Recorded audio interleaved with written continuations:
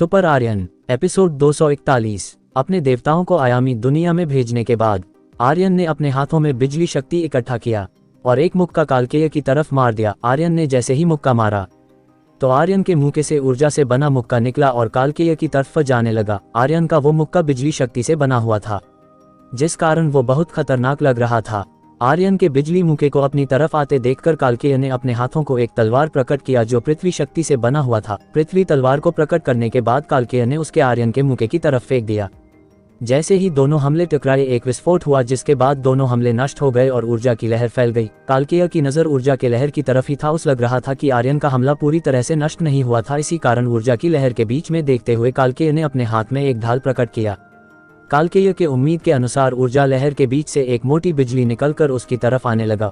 उस बिजली को देखकर कालकेय ने जल्दी से अपने ढाल को आगे कर दिया। तभी बिजली का हमला उस ढाल से टकरा गया। जैसे ही बिजली का हमला ढाल से टकराया, एक धमाका हुआ और ढाल टुकड़ों में बिखर गया। उस धमाके की वजह से कालकेय घसीटता हुआ कुछ दूर चला गया। ये देखकर आर्यन ने अपने हाथों में एक गदा प्रकट किया और एक छलांग में कालकेय के पास पहुंच गया और उसके सीने पर गदा से हमला कर दिया। आर्यन ने कालकेय को संभलने का मौका भी नहीं दिया और हमला कर दिया। जैसे ही आर्यन का हमला कालकेय के सीने से टकराया, कालकेय खून की उल्टी करते हुए कई किलोमीटर दूर जा गिरा। कुछ देर तक खून की उल्टी करने के बाद कालकेय ने अपने हाथों में एक गदा प्रकट किया जिसके चारों तरफ काली बिजली थी। बिजली गदा प्रकट करने के बाद कालकेय एक झटके में आर्यन के पास आ गया और आर्यन पर हमला कर दिया। जैसे ही आर्यन ने देखा कि कालकेय की गदा उसकी तरफ आ रहा है तो उसके अपनी गदा आगे कर दी। जैसे ही दोनों गदा आपस में टकराए एक विस्फोट हुआ और सुनहरी और काली बिजली आसमान में जाकर टकरा गई। आसमान में बिजली टकराते ही आसमान में बिजली कड़कने लगी। आर्यन ने कालकेय एक दूसरे ऊपर गदा से हमला किए जा रहा था, जिससे उत्पन्न ध्वनि ऊर्जा की वजह से वीरान ग्रह पर मौजूद प्रकट टुकड़ों में बिखरने लगे थे। एक दूसरे पर हमला करते समय आर्यन को एक मौका मिला और आर्यन ने गदा का एक हमला कालकेय के सिर पर कर दिया। जैसे ही आर्यन की गदा कालकेय के सिर से टकराया, कालकेय जमीन में धंस गया, लेकिन वो तुरंत निकल भी गया और आर्यन पर एक हमला कर दिया। कालकेय के हमले को अपनी तरफ आते देखकर आर्यन ने अपना गदा आगे कर दिया। तभी कालकेय का गदा आर्यन के गदा से टकरा गया। कालकेय का हमला इतना शक्तिशाली था कि आर्यन घसीटते हुए करीब 100 कदम पीछे चला गया, लेकिन आर्यन ने खुद को संभाल लिया और अपना गदा कालकेय की तरफ फेंक दिया। जैसे ही कालकेय ने अपनी तरफ गदा आते हुए देखा तो उसने भी अपना गदा फेंक दिया। जैसे ही दोनों गदा आपस में टकराया, ऊर्जा की लहर उत्पन्न हुआ जो कालकेय और आर्यन दोनों से टकरा गया, जिसकी वजह से दोनों कई किलोमीटर पीछे चले गए और खून की उल्टी करने लगे। करीब 5 मिनट तक खून की उल्टी करने के बाद आर्यन और कालकेय ने खुद को संभाला और एक छलांग में फिर से आमने सामने आ गए। कालकेय के सामने आते ही आर्यन ने अपने हाथों फरसा प्रकट किया। आर्यन के हमले को देखकर कालकेय ने अपने हाथों में एक और गदा प्रकट किया, लेकिन ये गदा कुछ अलग था। इस गदा पर कुछ अजीब निशान बने हुए थे। आर्यन और कालकेय दोनों के हमले से भयानक शक्ति निकल रही थी। देखते ही देखते दोनों ने हमले कर दिए। जैसे ही दोनों के हमले टकराए एक विस्फोट हुआ और ऊर्जा की एक कई किरण निकलकर आसमान की तरफ चली गई। कुछ समय बाद आसमान से अग्नि वर्षा होने लगा, लेकिन इस अग्नि वर्षा से आर्यन और कालकेय को कोई हानि नहीं पहुंचा।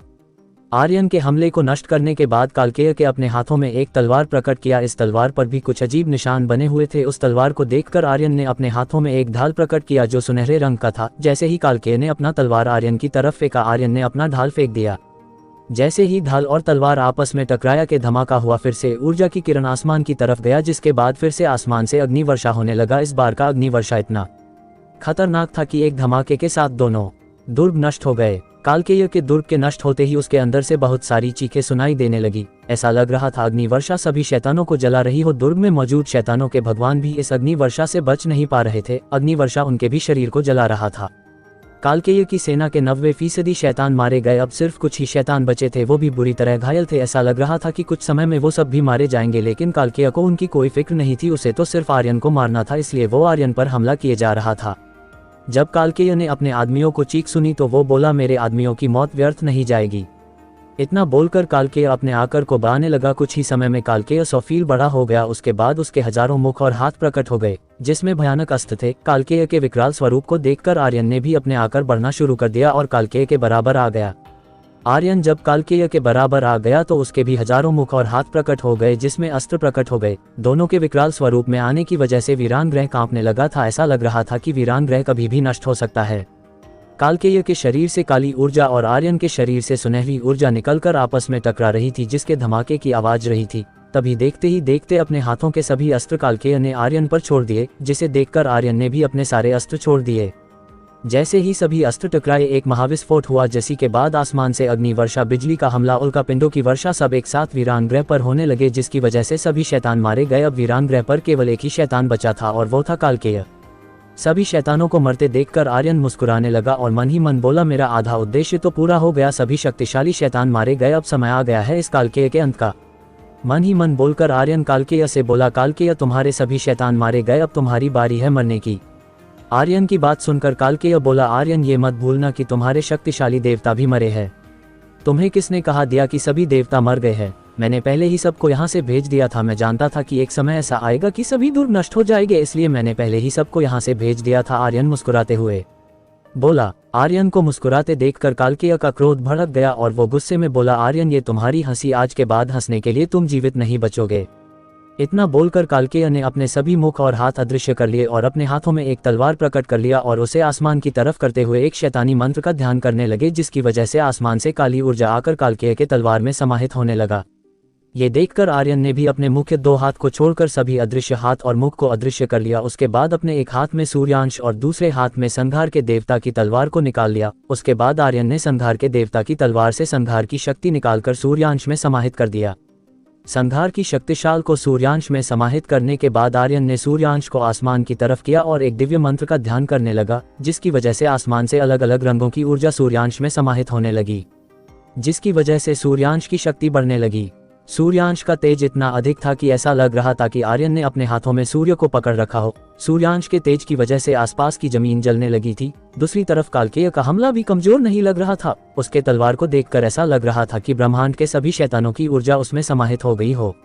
एक तरफ दिव्य शक्तियों का आह्वान किया जा रहा था, वहीं दूसरी तरफ शैतानी शक्तियों का। इस दोनों शक्तियों की वजह से आसमान दो भागों में बंट गया था, आधा आसमान काला था तो आधा सुनहरा। इस बार जो हमला तैयार हो रहा था उससे वीरान ग्रह के साथ साथ आसमान भी कांप रहा था।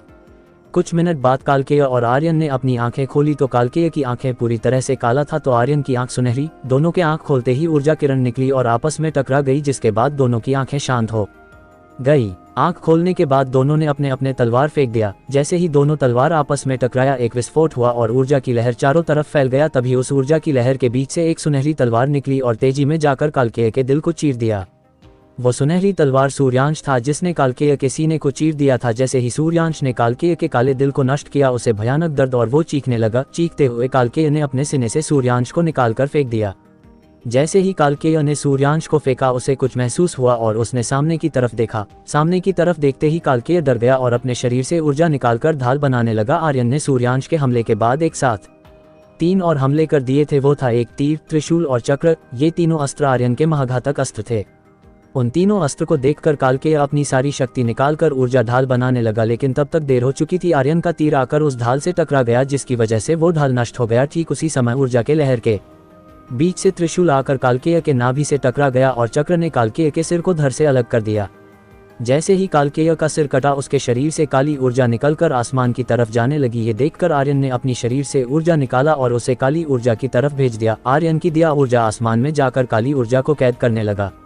जब कालकेय के शरीर से सारी काली ऊर्जा निकल गई तो आर्यन की दिव्य ऊर्जा एक गोले में बदल गया, जिसके अंदर कालकेय की ऊर्जा कैद थी। वो गोला वापस आर्यन के पास आ गया। जब कालकेय के शरीर से पूरी काली ऊर्जा निकल गई तो कालकेय का शरीर निष्प्राण होकर जमीन पर गिर गया। कालकेय का अंत हो चुका था, जिस कारण ब्रह्मांड में फैली शैतानी ऊर्जा धीरे धीरे नष्ट होने लगी। कुछ समय बाद आर्यन के आंखों के सामने एक धमाके के साथ कालकेय का शरीर नष्ट हो गया। ये देखकर आर्यन को आश्चर्य हुआ, लेकिन आर्यन ने ज्यादा ध्यान नहीं दिया और वीरान ग्रह के गायब हो गया। क्या कालकेय सच में मर चुका है या कुछ बड़ा होने वाला है? जानने के लिए सुनिए अगला एपिसोड।